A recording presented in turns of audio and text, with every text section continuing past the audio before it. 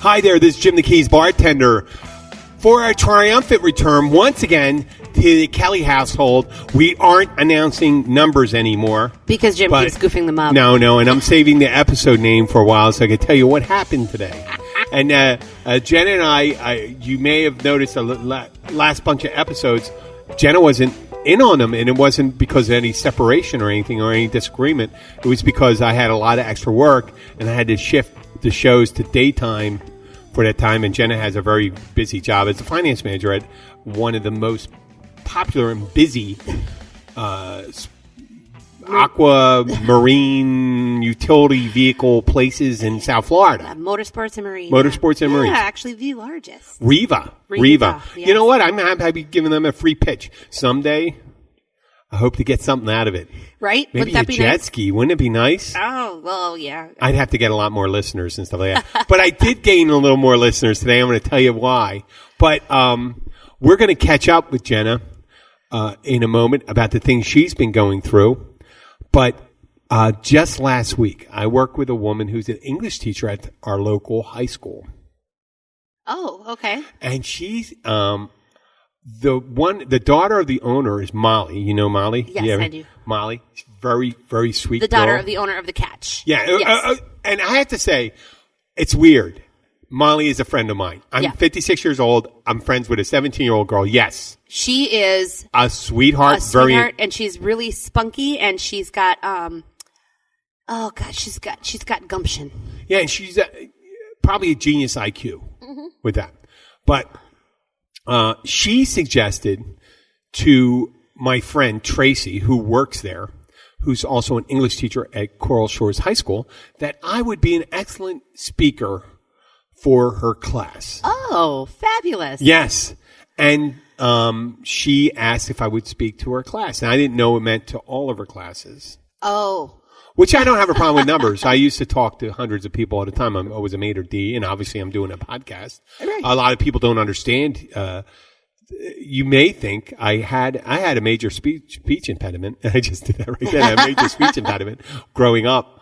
I had a hearing problem, and then the speech impediment derived from that, and how I spoke through it.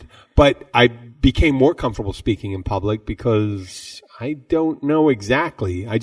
One of those things that I was afraid of, and I just did. Face your fears. Yeah, facing your fears. So Tracy asked for me to come to her class today. Well, I was going to do it on Tuesday, and I realized I didn't have enough time to do it on Tuesday. And I couldn't guarantee it on Tuesday because I had to fill in for a friend. I was very busy. Yes. Holly had filled in for me. Holly, a coworker at the Catch, a great bartender, the Catch where I work at. Yes. That has wonderful martini Mondays if you want to go. That's very true. But, Yes. but Holly filled in for you when you were Yeah, when I was in Poland. And right. it was a labor of love, meaning they were very good about giving me 2 weeks off without much difficulty. And when you're in the service industry, not like a regular job, you can. I mean, I don't know about that, but the show must go on. Right. So someone has to fill in for you. You can have at a software company your head engineer take off. You're just not writing code that week. Right. That's the main thing. But when it's in a restaurant, you got to make drinks. Right. Yes. So, that's and I know, happens and with that's me one when of those I'm things, off. and that's what Holly did. Yeah. And I did that for her, and I had to, we had to rearrange her schedule, and I realized she wasn't coming back until Wednesday, and I couldn't really, that would have been too much to come up and do the talk with the high school students. Right. And I was terrified. You know why? Because I was out of my element. Right. Yeah. I was out of my element. Yeah, I could talk to people my age in different groups. Right. Especially you're really good at talking to people that are sitting there getting drinks from you. Well, yeah, and I've done speeches in front of the Rotary. Right. And I've done it in front of a wedding crowd. They're expected to hear me. When it's on an academic thing instead of on a professional level. Yeah, and I was going to be talking to high school seniors. And I'm thinking, wow, how terrifying if I get judged cruelly by them. That I'm not engaging, that I'm not interesting, and not worthy of their attention. And I think I passed this guy when I was coming in, didn't I? No, that wasn't you? Okay. Tyler just got home. So So I went there today. I planned. I did my wrote the speech down. I did. I did about 5 hours of writing. Oh my gosh! Yeah, 5 hours of writing, and then I did just by myself, talking to myself. Which once again, I think I'm displaying some of the symptoms of what do they call that when you're talking to yourself and stuff like that? Dementia? Not dementia as much. That's psychosis. Psychosis? Okay. Psychosis, maybe. Or is there any other when one? You talk to yourself? Well, I did the speech. I ran through the speech 4 times. Okay. By myself. I didn't record it because I hate listening to my voice. I hate listening to my voice. But I went to see how comfortable I was doing it. I was checking in, and a couple times I made a reference to it was about resilience. I wanted to be supportive of these guys that are going through a tough time. They're going through a transitional period, right? As seniors. Right. And they're going to go into college. They were in collegiate courses, preparing for college. And I wanted to be supportive of them and try to say, you probably get a lot of speeches about being goal-oriented, how to succeed in life and how to do things like that. The one thing I never got a lot of training in was resilience. How to bounce back when adversity rears its ugly head. Okay. And what I did is I mentioned a couple people, and when I did the speeches, I started with the definition of resilience. I'm going to break it down. I'll try not to make it boring. I picked up 6 individuals, and one was I talked about. Now I'm going to use it on you because the kids, these were high school kids, and they knew who they were. Oh, they knew almost everyone who I dare say everyone I was saying. So I said in the 1996 Olympics, this 14-year-old girl tore 2 ligaments in her ankle. Yep. And she had a vault to do. Yes. And she could have very well bailed out. Do you know who that is? I cannot remember. Carrie Strug. Yes, it is. Yes, it is. And then they did that. Now, I was going to say that, assuming that she was going to say that the girl one of the girls in the classroom didn't know who it was. But when they said it, I'm like, I'm going to go with the flow. And then I went and I started talking about a writer. I shouldn't say writer, so don't write that from my mind. A woman in Britain who was raising 3 young kids, was nearly homeless. Yep. She wrote a book. I already know this one. Who is it? J.K. Rowling. Yes. And the girl did the same thing. Yes. It was 1 or 2 girls, and they were all coming up with it. The girls were good, and the guys did too. And then I mentioned a young actor who was he was up and coming. He was comedic. His star was rising, but he kept on getting in trouble for drugs. Kept on going to rehab, kept on coming out, getting in trouble with the law. Robert Downey Jr. Exactly. Yes. And I went with that, and I pointed at him, and it engaged him. Right. And I hadn't planned that. I had planned that I was going to say that. And then I did the other one was someone who went to school for radio, television, and film. Her first job. She got fired from. That's Oprah Winfrey. Exactly. Yes. Well, they gave me a little more time to say some of these things. Sorry. And said, you're not going to. No, that's fine. That's fine. Like I said, I was saying that's fine. If someone said that and it was engaging and someone said it, I'm going to say she was told that she was never going to make it in television. Yeah. And then. Stop it. My husband just called the next one, I mentioned a basketball player who was really big in the 80s, but still hot in the 90s, diagnosed with HIV. Magic Johnson. Yes. And then not only did he persevere, he convinced the NBA that he was able to play, and he changed the attitude about him playing. Yes. Right? Mm-hmm. And resilience. And then I mentioned an inventor. And the inventor you're going to know right away anyway, because almost everyone knows. But I didn't know the kids would know it too, but I'm pretty sure they did. He failed 10,000 times making his invention, and I think he said 10,000. He may not have counted 10,000 and stuff like that. But after persevering all this time, he created the light bulb. And damn it. Thomas Edison.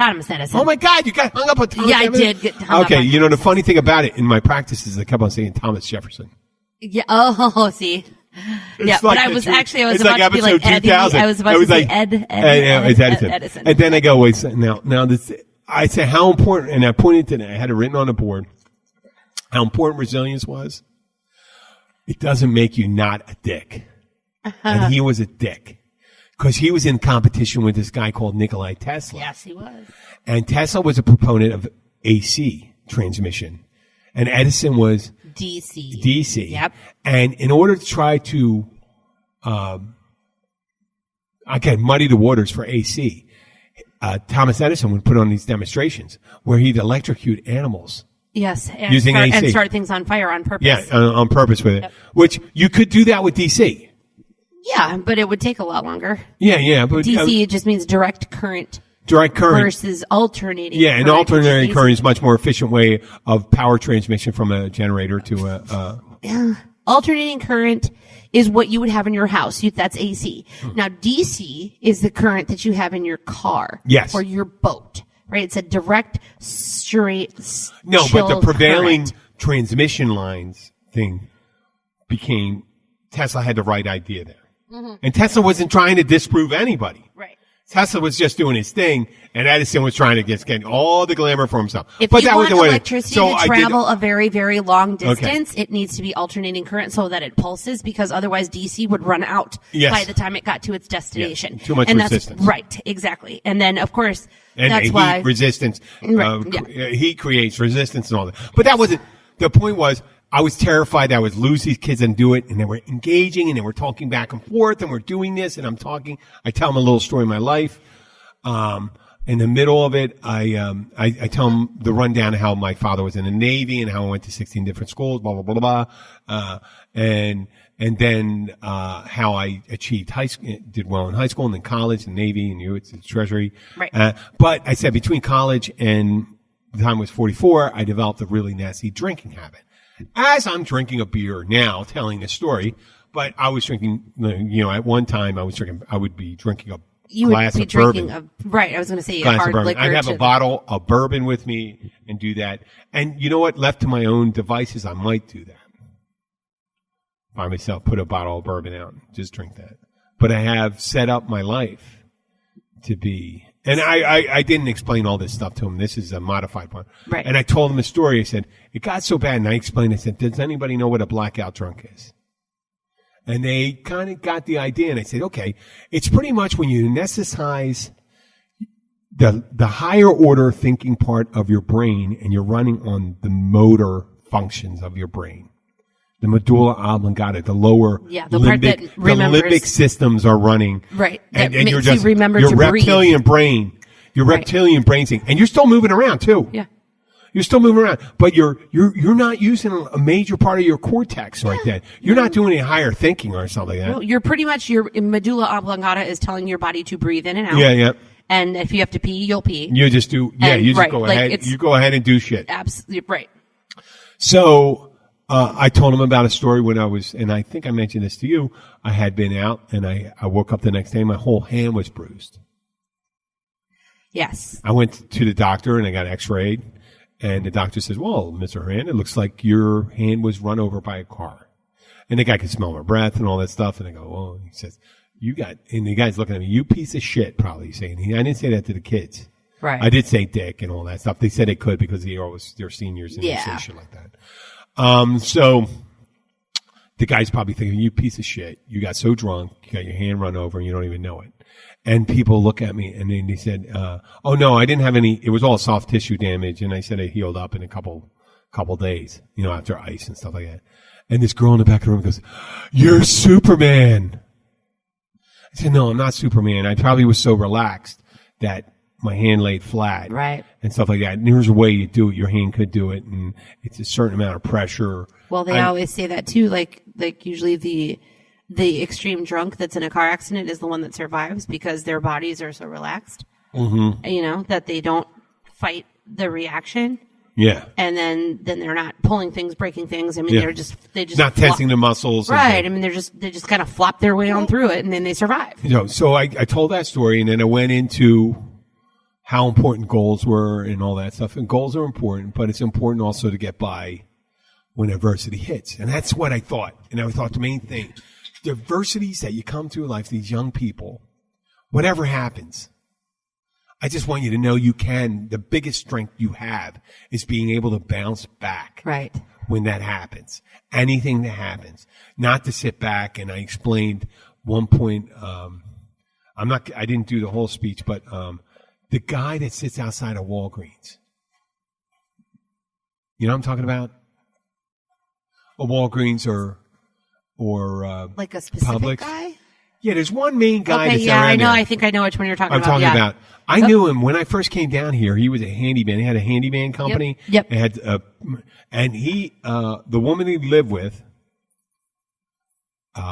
decided she was going to move, and he didn't want to move, but he still wanted to drink. And he decided his decision was to become homeless in order to drink and not move, not be hassled. And I told them, I said, if I did not change my attitude in 2070, Hoagie, do you want to say something? There's a microphone right there. Yeah, he's sniffing it. Yeah, the dog's in. If I didn't do anything about that would have been me. And I had decided that I wanted to break that cycle of my life when I got separated and divorced.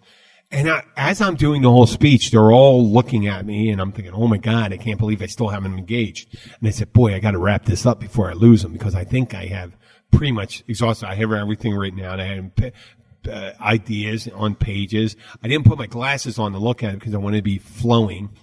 And they're looking, and they're still staring at me. And I'm thinking, did I lose them? Are they zoned out? Are they staring at me because they can't believe this guy's talking? And then I just said, you know what? At the end, I just wrapped it up with a line. The line was, the greatest determiner of your success. And I explained all the things about, you could be a successful doctor, this, that, unless you're happy and things. And there's always going to be setbacks. And people fall. Wealthy people fall. Yes. Kings and queens. Yep. Everyone like that is your resilience, your ability to come back. And so your greatest strength and determiner of your success will be the strength of your resilience. Absolutely. And I said, thank you. And I got they all clapped. Now, I didn't get a standing ovation, but I did get a note from them that they said I was the best speaker they had. And it's awesome. It's only mid-October, but they did start in August. And they want me back. That's and they cool. want me back for the rest of them. So I thought that was exciting. Well, I went there. I'm trying to clap on the microphone. Clap, because that's really cool. Yeah, I just, you know what? They were such sweet kids. I always want to, if I was going to give a message, I didn't want to be hacked.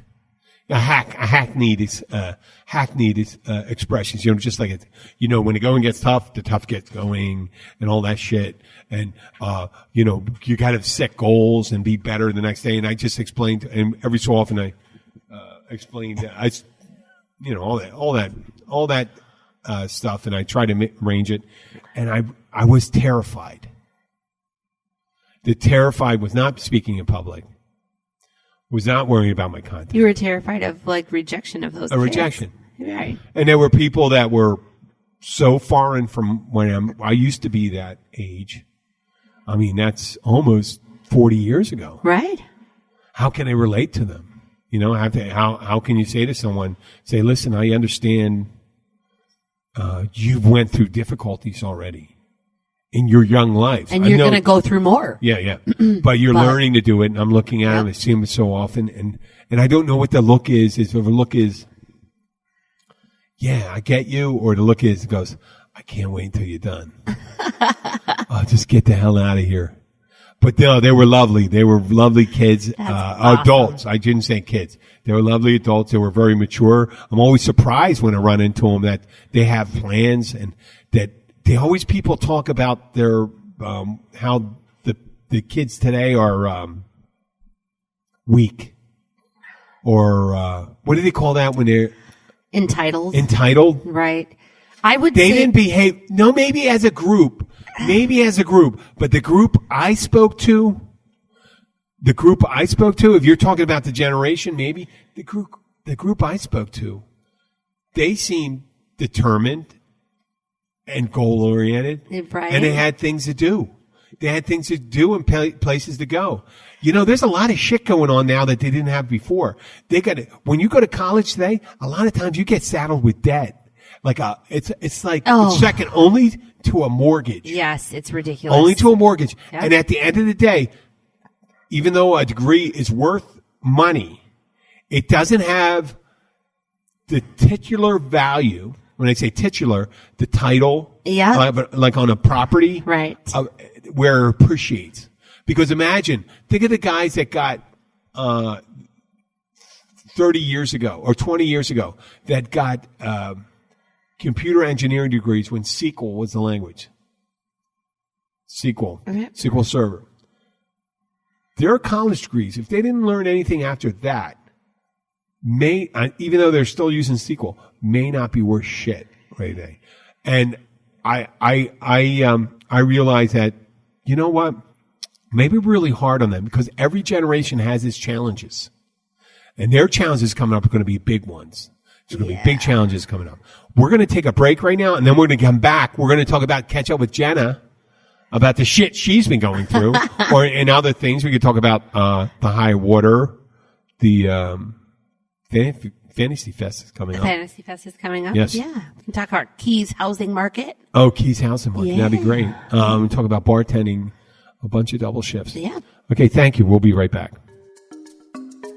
If you want to get your information about the Florida Keys straight from the locals who live here and the ones who love it here, we've got you covered. Visit 43keys.com as your source for everything Florida Keys. Sign up for our newsletter and you'll always be up to date on all the Keysy stuff that's going on down here. Go to 43keys.com. That's the number 4, the number 3, keys.com, and sign up today.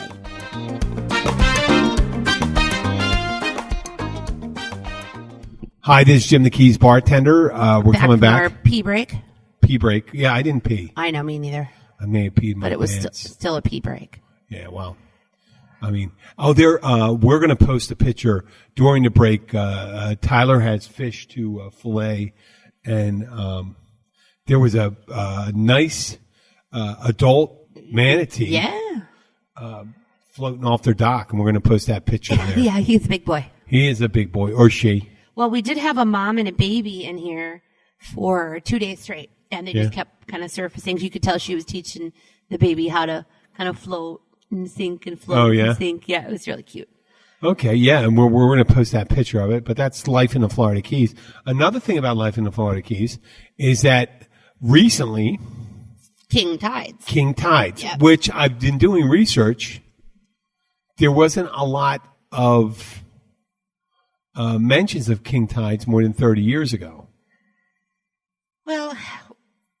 Well, I mean, I'm just thinking, maybe, Jenna just said that she doesn't have enough of the information, but anecdotally, if you were going to build a property or a bunch of properties on an area, right? Yeah. You would not probably build it in a place that flooded 30 days in a row.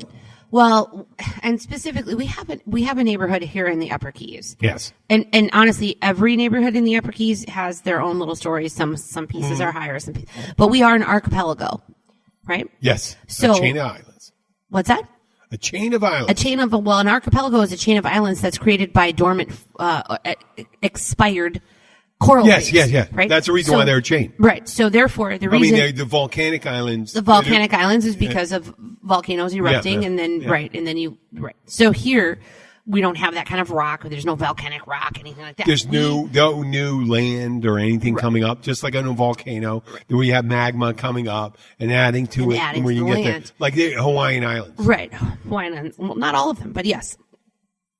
Volcanic. But this is an archipelago, which basically means that it used to be, millions of years ago, a coral reef, just like what we have outside. Yeah, the reef outside now is a reef, but what we are at is also used to be a reef. That's why all of our rock, you reach down, you grab these rocks, you look at them, and they're full of fossils. They're full of shells. It's all coral. It's crushed coral. Crushed coral is what you're seeing. Like all of our rocks, crushed coral.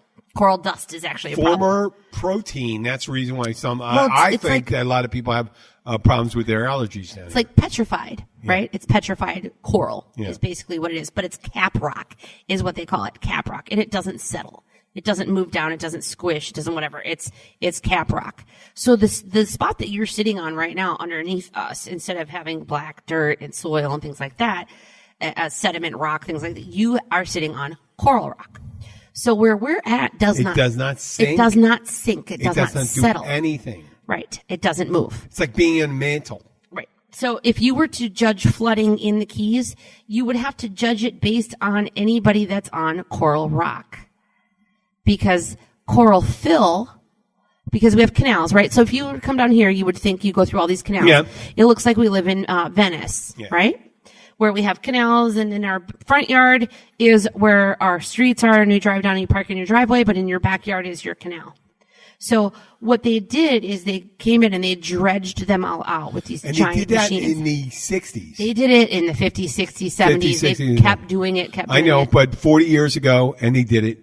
And they did it, and I would wager a guess, they did it well above the high water mark. The mean high water line. The mean high water line. And there's no way you'd want to build if there was, say, once a year, it goes above this level. Right. You wouldn't do it. Because when I first moved down here, and the thing that made me really learn about it was one house. One particular house. An outlier. I mentioned before, I went to AA. Mm-hmm. And that back street at the Moose Club, you ever went behind there? There's a road that goes to Caribbean Drive. Okay. You pull out, you make a right at the Moose Club in Key Largo, and you go down the street. There was a 3-story house. And it was built, I imagine it was built prior to 2007, because I saw it in 2007. Okay. But it always had a for sale sign on it. Right. And no one ever bought it. Yeah. But it's on a patch of property that's kind of like a scrub land. And there's no grass. Because it's just rock. Right. Well, it always floods. Right, yeah. And they built that really late. I mean, I couldn't believe they built it at a place that was only, it had to be 6 inches above the mean high water line, right? The mean high water line, right. Because by the time I got here, the land surrounding it is flooded for a month. Yeah. I can't imagine what's going on now. So different neighborhoods are different. They have different maps. I know, but there were fill from FEMA, right? Yeah. And this neighborhood is called an AE9 flood zone, right?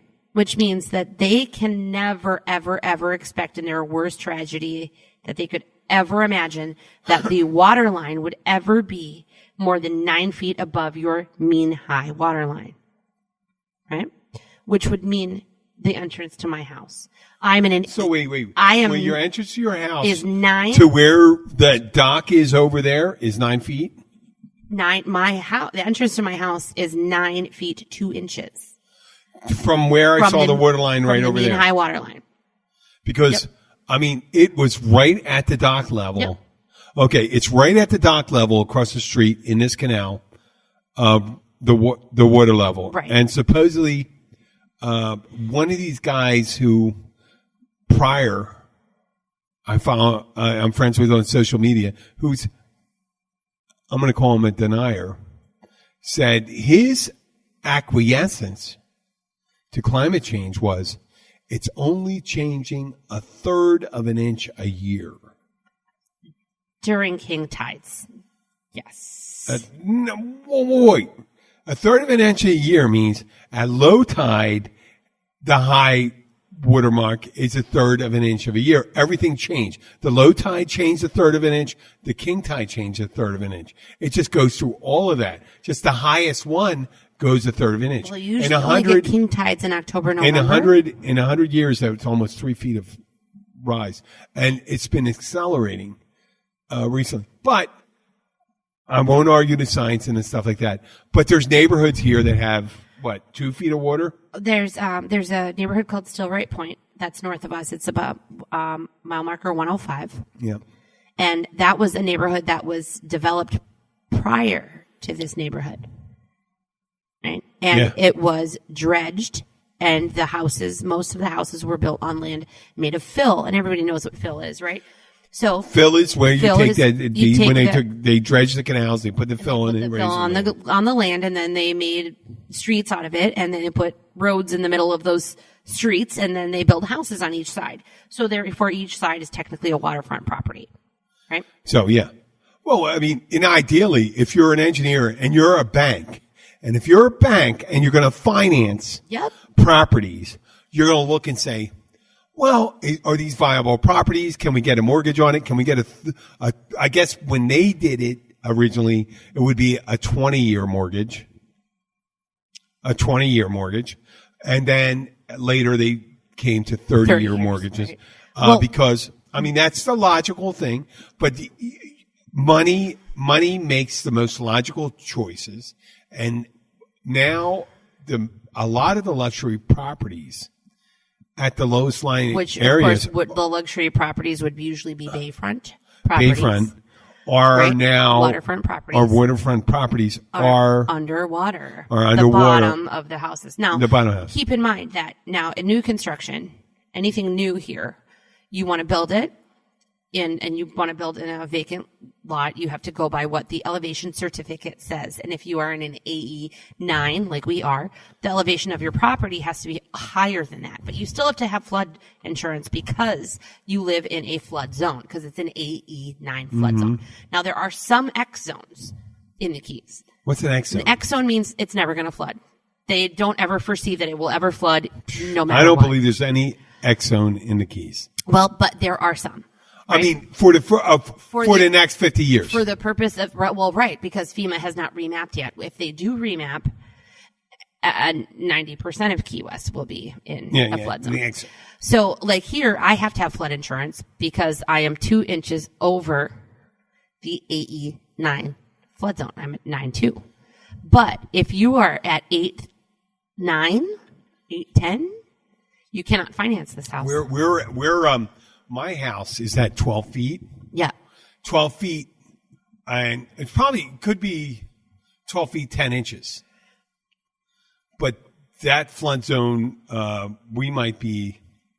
You very well might be. In 10 years, Well, you might when they remap and remap. And determine the different things. So, bringing this to the Keys housing market is what we were talking about, right? Like my house is completely financeable.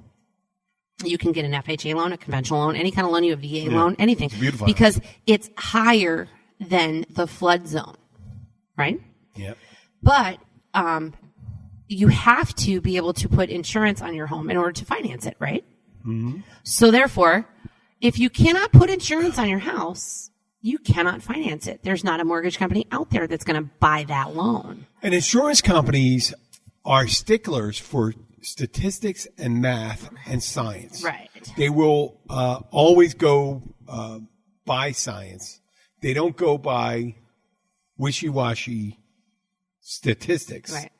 So if you look, my house is elevated about 3 feet. If you can't get insurance, you can guarantee you that they believe that there's a good likelihood.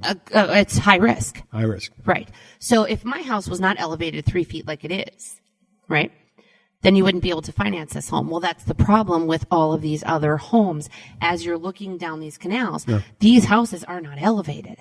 These houses are put on a slab because back in the 60s, 70s, 80s, when they were putting in these houses and selling off these properties, there wasn't an AE9 flood zone. Back then it was 5 or 6 or 7, which they were still fine with. So now that's first of all, it never flooded that high then. It did not.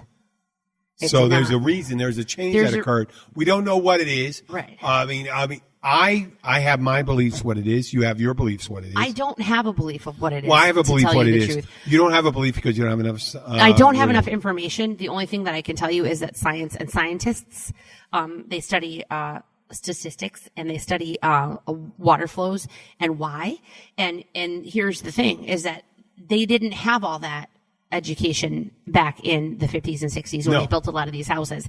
And they didn't realize that if you did have 7 tropical storms in the Atlantic basin all at the same time through a 6 weeks period, which we've had here, especially this year. But that what they did have was over 100 years of experience of where it was flooded, and they can look at the trees and they can look at the vegetation. Yes. And you tell by the vegetation what type of saltwater incursion occurred. So you can see the mangroves, how the mangroves are dying when we go further down through the Keys. Mangroves don't die from salt water. They actually recycle. No, mangroves don't recycle, but the vegetation, you don't see gumbo limbo trees you don't see on these streets. No. You don't see a lot of the tropical, like, actual trees. And we're not talking about mangroves. You don't see mangoes. You don't see all that stuff. You don't see any of those fruit trees or anything like that when you get into those areas that have flooding. Because that salt water kills those roots. I mean, supposedly they did have those before. Absolutely. And then they die, you gotta rip them out, you know? But they were planted. Supposedly, like, a lot of these places down here, just even when it's low tide, 3 feet below the houses, saltwater. Right. Exactly. So 3 where more feet, I'm at that's it. Is like from the beginning, end. when it rains 6 inches and stuff like that, it's salt water. Yeah. I mean, brackish, at least. Oh, yeah. That's it. You know? Well, that's what you gotta have in mind when you do that. But this is what you have to consider. If you did ever want to move to the Keys, which is absolutely fabulous, if you get a waterfront property, that's great, because that's what everybody comes down here to do. Just keep in mind, though, that every time you build here now, every home has to be stilted, concrete stilted, because if in fact you were to ever have a horrible natural disaster, that water can flow right through your yard and under your house. Or you have an abnormal, what they call now a king tide. And in one of my posts, I had said, what are they going to do next in order to change the king tide? What are they going to change it to the emperor tide? Yeah. What are you going to do next? What's even worse than emperor tide? The Jesus tide. Mm-hmm. The Jesus tide will be the highest. Oh, maybe. Jesus spelled backwards is just sausage. Sausage. Okay. The Jesus tide will be 8 feet above. Oh, what's that? Sausage. Oh, the way you did it looked like a jerk off thing. Right. Okay. It's a sausage. Okay. What? We're not going to get into the discussion. I think someone was explaining to me. That just reminded me of a conversation I had about someone explaining something to me. And they did the jerk off motion. Yeah. Like that. Yeah. So you had a difficult, we have been apart for a couple of weeks. We've been separated. We've been separated. We've led separate lives. Yeah. Like that White Nights, that movie do you know that from the 80s? Oh, what? Gregory Hines, Mikhail I know, he was the dancer guy, right? Baryshnikov. Okay. And it was called Separate Lives. Oh, no, it was called White Nights. And there was a song called Separate Lives, and it was Phil Collins. We were leading separate lives for 2 weeks. I know. Where have you been? 2 weeks. I Jeez. know. It was horrible. I mean, it was horrible. enough. But you know what I had? I had Papa Joe. You did have Papa Joe. I love Papa Joe. I love you. I love Papa Joe. And Papa Joe was there, and that was my connection. And I wouldn't have met Papa Joe if it wasn't for you. And Papa Joe's awesome. You know, I think the last time that I was even on the podcast was when I was helping Tyler build the staircase on the side of the house. And we had all that sound going on there. Yeah. Oh, I was fucking up the sound thing, and I told you that it was opportune time for the sound to go down the shitter, right? Because some driver accidentally loaded. I think it could happen. I think a driver could happen in the middle of a podcast. I would hope not. Yeah, I think it could. Maybe we should get you some like McAfee or something like a. Well, what happened? This was one called Realtek. It was called Realtek, and I was looking at it and I go, "Wow, I've seen Realtek. I know Realtek, but it's not what I'm used to seeing." So I'm going, and I couldn't option my audio in. I mean, it's taken years for me to figure out this. It's going on. It's going to be 3 years in about 5 months that I started a podcast. I started fucking around with power mics. Now I just started using dynamic mics. I have my soundboard. I have this. And I thought I was going to have to get a new computer. I got a USB connector for the thing. I didn't know what the fuck was going on. So what I did is I deleted the driver that controlled my audio. Ooh. And it fucking came back on. The audio selection. And it was my hosted soundboard selects the audio input. And it makes a crystal clear sound. Almost crystal clear. Whatever I ever do. This is my voice, believe it or not. If you think it's fucked up, fuck you, motherfucker. That's just what he sounds like. That is. Sorry. I'm an asshole. And then me too. That's just what I sound like. I have a Yeah, little she kid does voice. sound like that. I sound like that. She's 4'11". I am. She's as tiny as she sounds. And I am as giant as I sound. I am the size of Manhattan. I'm Godzilla. No, I'm not. I'm only 6'4". No, he's only 6'4". I mean, I'm buff. right? He's a big tough guy. I'm not that tough a guy. I'd like to think I'm a tough guy.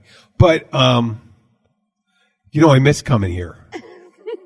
Right? Yeah. Stop staying away from me for 2 Because weeks you at bust a my time. balls. I like it because it makes me right sized. No pun intended.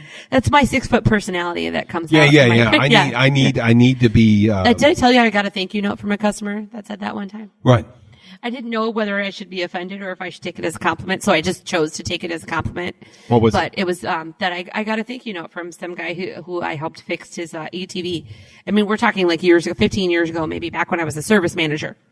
Yeah. Because I'm a dirty mechanic by heart. So I got a card, a thank you card from a guy when I fixed his kill switch on his ATV. And he was like, I appreciate all of your help and your 6-foot personality. And I was like, well, that's great. That is a compliment. I took it as a compliment. Combined with what he said in the beginning. Right. It is. 6-foot personality. You took control of the fucking situation. Yeah. Well, he was having a meltdown and he couldn't figure out what was wrong with his ATV, and then I fixed it, and it was something. You know what? Every so often, I just learned how it was a new skill I had. With certain things, I could take control of the situation, but it's only recently I learned how to put on my daddy pants. Oh, daddy pants. Or mommy pants in Right. your situation. Yeah, mommy I had pants. both. Yeah, I still mommy do. pants, mommy. I still do. Mama bear and stuff like that. Yeah. Hey, listen, this is it. Daddy pants. I'm going to take care of this. Got to go and take care of the situation when you do it. Yeah. And I guess it is kind of a meditative experience because you have to go to a place that you're normally not. I'm not normally always there. Yeah. Taking care of things. Yeah. I just want to go by the wayside. I just take care of things. In. I just take care of. No, I want to take. I want listen. I want to just ease on by the road. What's that from? Ease on by. Oh God. The Michael Jackson version of The Wizard of Oz. Seriously? Ease on by the road. I'm gonna ease on by the road. And Jim is now a singer. Unless something soul. I'm gonna ease on by the road. I mean, it was such a cool song. I loved it. I loved the Jackson 5 and Michael Jackson when I was a kid. How happy was life then? For me, it was happy. Jackson 5? Are you kidding me? Are you fucking kidding me? You're crazy. I know, but it was great. It was great. I don't care how fucked up it got up in the. I'm sorry you fucking played around with little kids and stuff like that. You know what? What? Did you see that thing about Elton John? He just his book just came out. It was like his book. I think it's called like Me. Mm-hmm. And it was like this huge autobiography and he had somebody help him write it. Yeah. And, Of course. Well, right. But I mean, like he just, transcribed or whatever. He spoke about it and whoever wrote everything he said. And he was like dishing on people and he was talking about how he had known Michael when he was younger. And that, he's really talented and he was amazing. But then there was, he had some party or event or something that he, invited like a lawyer to, like one of the, whatever highfalutin celebrity lawyers. And the lawyer showed up and then his accompaniment was Michael Jackson. And that was who he brought with him to the party. And Michael Jackson was like weird and like, off base, and he couldn't tell what kind of drugs he was on, but he was convinced that he was being drugged. And, he called him like mentally ill. He was like, he was obviously mentally ill. Well, and then he also said something really bad about Tina Turner. That he was going to go on a tour with Tina Turner, and that she kept yelling at his band and saying that they were playing Proud Mary wrong. And that, the rest of his band members were like, we are not going on tour with this bitch. She's fucking chaos. Like, they called her like. Well, wait a second. So it's funny how you just like. You know what? Tina had to deal with Ike Turner for years. Right. To deal with that.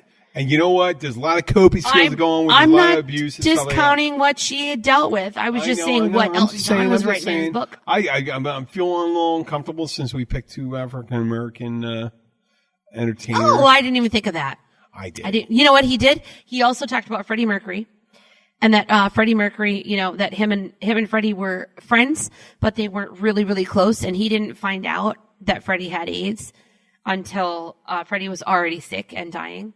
And that he tried to go visit him as often as he could. Yeah. And that he could only basically stand it being there for like 1 hour at a time. Well, I think there's a little self-hate going with Elton John because Freddie actually died of the. No, but he actually came out a lot earlier.